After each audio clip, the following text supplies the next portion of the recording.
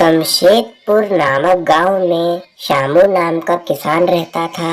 वह खेती बाड़ी करके अपने जीवन का गुजारा करता था। श्यामू अपने खेत में उगाई गई सब्जी को बाजार ले जाकर बेच देता था।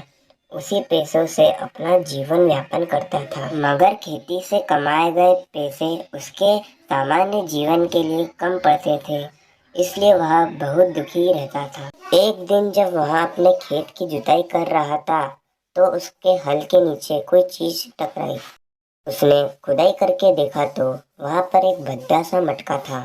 उसने मटके को बाहर निकाला और उसे थोड़ा साफ करके उसमें खेत में बोने वाले बीज को रख दिया। जब श्यामू खेत की जुताई करके बीज बोने के लिए उस मटके के पास पहुंचा तो वह देखकर अचंभित रह गया, क्योंकि वह मटका पूरी तरह से बीज से भर चुका था। श्यामू ने कुछ बीज अपने खेत में बोए और बाकी बीज को घर लेके आ गया और अपनी पत्नी को सारी बातें बताने लगा। श्यामू की पत्नी को उसकी बातों पर विश्वास नहीं हो रहा था। उसने मटके में कुछ आटा रख दिया।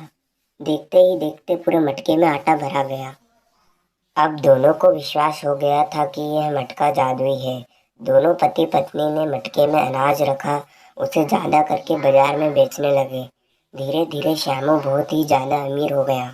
उसने अपना मिट्टी सीमेंट से एक पक्का मकान बनवा लिया था। श्यामू के अचानक धनवान होने के किस्से दूर दूर तक फैल गए थे। एक दिन उसके घर में दो चोरों ने चोरी करी और अपने साथ मटका ले गए। उसमें एक चोर ने मटके में सोने का एक सिक्का डाल दिया। देखते ही देखते पूरा मटका सोने के सिक्के से भरा गया। अब दोनों चोर को समझ आ गया था कि यह मटका जादुई है, तो दोनों चोर इसे पाने के लिए झगड़ा करने लगे। उसी झगड़े में यह मटका हाथ से छूटकर गिर गया और टूट गया।